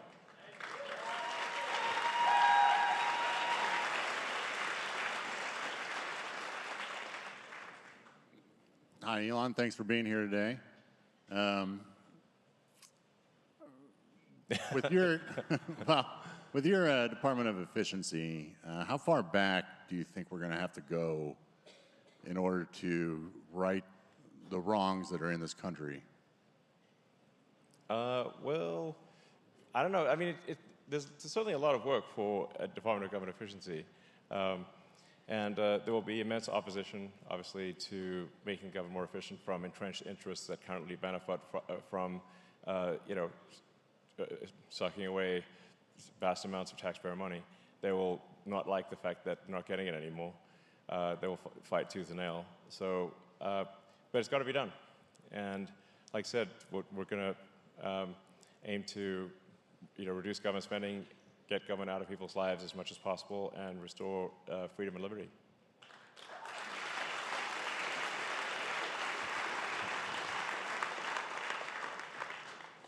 Hello, Mr. Musk. My name is Allie Hoffman, and I'm Secretary of the Carnegie Mellon College Republicans. All right. Before I ask my quick question, I would love to welcome your son to join our club next year. Sounds good. Second, I just wanted to ask you, what was the driving problem that got you into politics, and what was that breaking point that made you really want to get into politics?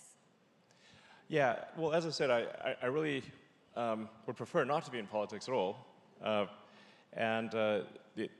The reason that I have stepped into the political arena this time is because I think the stakes are extremely fundamental. I think democracy is on the line. I think the Constitution's on the line. I fear that if Trump does not win, we're going to be, we're going to have a single-party state. It's going to be like California, but actually worse than California, because the one thing that keeps California from going even further than they do go is that people can move out of California and still be in America. But if you've got no place to move, then it's going to be much worse in California. And that's the danger that we face. Sort of an oppressive, totalitarian state that has extreme restrictions on freedom of speech, that continues extreme overregulation, that just basically makes government even bigger than it is today, and takes away the liberty of the people. So that's something I wanted to do, but I felt it was critical to do it, or America's not going to be America. So,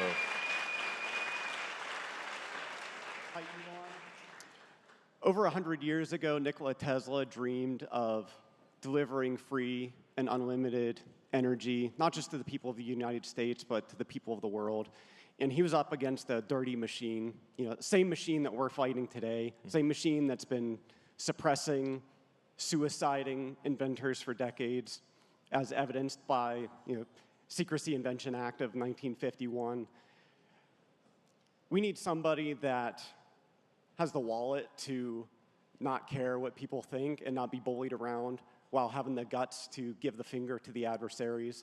And whether it's through government efficiency or private sector, if you're taking suggestions, I would encourage you to pursue that avenue to give the people of the earth something clean, renewable, efficient, and imagine what kind of rockets you could build with ethereal energy. So if you would like to discuss it more, I'm getting sushi afterwards if you want to join me, but I would love to hear your thoughts on that. Well, like I said, I mean, I think we want to get government out of people's lives and give people their liberty and freedom back, and allow them to keep more of their hard-earned money. And I think that's what leads to prosperity and a happier people.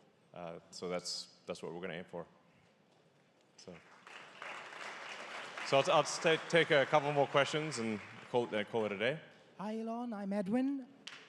I believe that you are the Benjamin Franklin of our times, and thank you for unapologetically being you.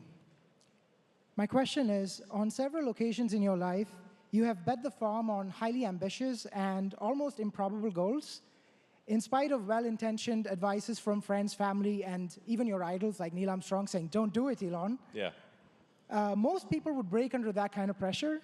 So how did you get them, or how do you get the mental fortitude to listen to all of that advice, process it, realize you're probably going to fail, and go ahead and do it in spite of the fear? Yeah, I mean, when starting SpaceX and Tesla, people said, you're probably going to fail, and I agreed with them. I said, yeah, I think the probability of success is less than 10%.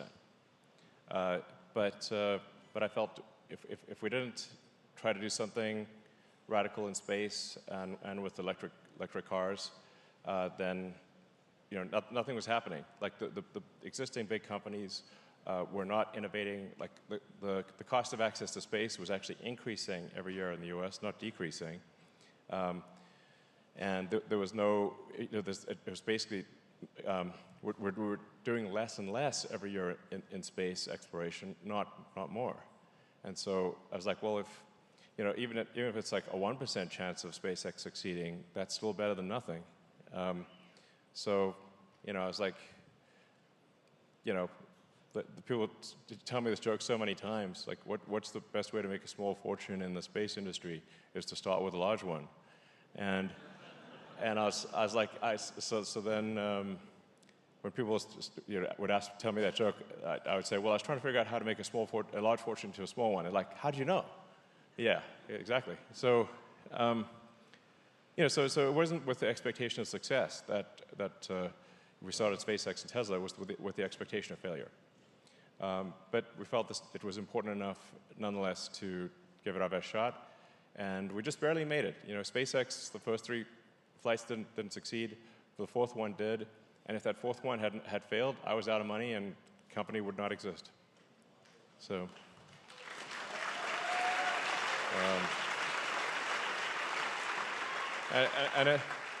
It was the same thing for Tesla.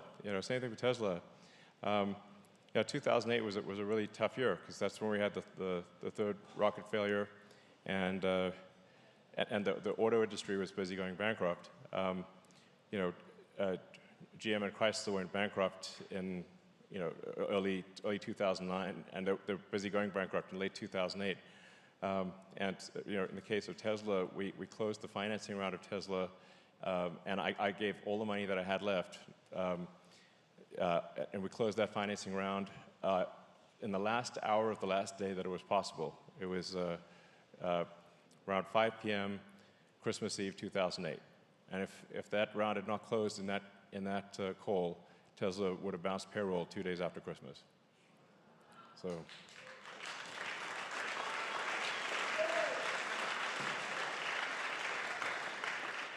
Good afternoon, Elon. I thank you for saving my son's life at the age of 25 in his little red Y, Tesla. Going 77 miles an hour on the turnpike, a deer jumped. The cabin knew there was an impact. It lifted the front hood. So the deer was not in my son's lap. So thank you for that. You're welcome. Secondly, my question is... Yeah, we do actually, the top priority for Tesla design and engineering is actually safety. So that's why he bought your S, and now he has your Cybertruck, and he is 25, and you are his inspiration, and he was to be here, but he didn't get the ticket, Mom did. All right. So my question is, as an educator for over 20 years, and for the rights to bear arms, why in the public schools do we not have a team of concealed carry professional staff, faculty, on all colleges, public schools that are completely under confidentiality and highly trained to protect our schools? And if we cannot protect our children, then can you design equipment that will allow our schools and our campuses to be freely safe of any man or woman who thinks that they are going to take us down? Sure. Well, you know, I don't actually have an answer for everything. So I'm doing my best here to just, answer questions as best I can and, hopefully get most of them right and probably some wrong, but, and then correct the ones that are wrong. But yeah, I do think there are steps we can take to improve safety on campus and on schools. And I think if there are highly trusted teachers who are willing to, we need to make sure, obviously, they're highly trusted and very, very capable, who are willing to have firearms to protect the kids. I think we should probably let them do it. All right, so I'll just do this question and one more, and then we'll call it a day. Hi. I'm one of the Pennsylvania conservatives Pennsylvania Democratic conservatives in the room. My father and brother have been in the House of Representatives for 24 and 22 years. Pro-life, pro-gun, pro-military, pro-First Amendment, pro-Second Amendment. My problem is my vote didn't get counted. I voted for Trump in 2016. I voted for him in 2020. I received this letter in the mail from Harrisburg saying that my vote did not get counted. And what concerns me... Actually, I'd like to understand more about that. So how did that work? I don't know. Okay. I work the polls. I've always worked the polls. I go for conservative Democrats. I go on a federal level for the Republicans. And like I said, I've always gone to the polls. So to find out that my vote has not been counted when I voted for Trump in both elections concerns me, because my vote for my own brother didn't get counted as well. So I think that's happening to a lot of us. There's no explanation? There's no explanation. I mean, if I didn't get this letter, I would not have known that my vote wasn't counted. So I think that's happened to a lot of us, because we are standing with Trump. That seems really crazy. Oh, I know. I mean, it seems like you could have it. If they say it's not counted, they got to give a reason for that. There's no reason. No one seems to even, when I call, they're like, we don't know. We don't know anything. I just work here. I'm like, huh. Well, I think we definitely want to understand how widespread this is. Yeah. And, definitely use the X platform to publicize anything that you think is an issue. If we just, we want to investigate anything that is messed up, and that sounds pretty messed up. At a minimum, they should tell you why your vote wasn't counted. I mean, was there something that you didn't fill out, or what? Oh no, I went to the polls and I signed. I've done it for 40 years now. So yeah, it's strange, but I think I'm one of probably hundreds of thousands that his voice has been silenced. Well, I think it would be good to just count up like how many people are in your position. And for sure, that does seem messed up. Like, the state should be required to tell you exactly why it wasn't counted, and so that you at least understand if there was an error in the form, there was something, because it wasn't just saying it wasn't counted with no explanation is totally unacceptable. So.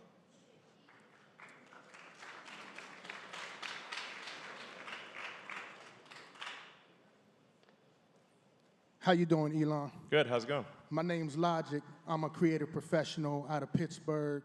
and I represent my people, my community, and some of the questions that we may have, and some of the insight that I have from me personally, being a single father here in this city, also making it through the changing circumstances of the economy as it becomes worse than I've ever known it to be. And the seriousness of this election, you know, me, I'm not one that really believes in voting myself, but I feel like I do not want to leave anything to happenstance in this election. And I know that we need to get somebody who's really going to be intelligent with their leadership. So, you know, there's a lot of things I would like to talk about, but I do have many ideas. I like what you're doing right now, and I commend you on putting yourself out here, you know, to make these changes and to take these risks that matter. My name is Logic, LHAGIC.com. You can find out more about me and what I do, and that's all I want to say. All right, well, thank you. But please do everything you can to convince people to vote and register to vote. All right, I'll do 2 more questions, and then I got to get back to see my kids. Honestly, that's where I'm going right after this. So I'll make it really fast. I want to get to see them before bedtime as well. Thank you so much. This opportunity is way cool. Thank you very much. Emotional conversations often polarize into win-lose dynamics. And there's like an individual focus or thinking, where systems thinking, especially when it comes to the relationship system, suggests that there's unseen forces, possibly evolutionary, shaping how natural living systems like humanity manage tension. How might AI help navigate these charged conversations, especially if it's built with the same blind spots we all have? Honestly, I'm not sure. I think AI, it'll be vastly smarter than humans, and I think it probably will help. Like I said, it's 80% likely to be helpful, maybe 90. You know, I can certainly see it being very helpful with you know, medicine and helping people understand, get healthy and whatnot. But it's not a panacea. It'll you know, it is a double-edged sword. So I'm not sure I have a great answer to that, except we just need to pay close attention to AI and you know, ring the alarm bell if we see that it's going in a bad direction. Thank you. Last question. Thank you, Elon. Thanks so much for being here. Thank you for your courage and for everything you've done for America. My question is pertaining to the voting machines this election. There are numerous features. This is an exhaustive, a switch feature, a multiplication feature. Been waiting to ask you this since 2020. Are you confident that this is a battle that can be won? Are there plans in place? Are there protections in place? Have you talked to President Trump about this with your technological proficiency and higher level of knowledge? I think the best way to address this, you know, in any potential fraud, I don't know what's real and what's not real, but I've made my position clear that we should not have machines involved. We should have paper ballots in person with ID. That's the sure thing. And especially as we get to an AI future, because like I said, the AI could hack the voting machines, and then we wouldn't even know what's going on. We do not want voting machines connected to the internet or electronic in any way whatsoever. So can't emphasize that enough. Now, with respect to this election, I think any sort of voting you know, concerns that people have should be posted on the X platform and on every platform, and you know, be very loud about it if you have any concerns. So that they can, like the brighter the light we shine on any voting issues, the less likely there is to be cheating. Then the other thing is to win by such a margin that even if there is cheating, the margin is so great that you beat the cheat. So, and with that, thank you.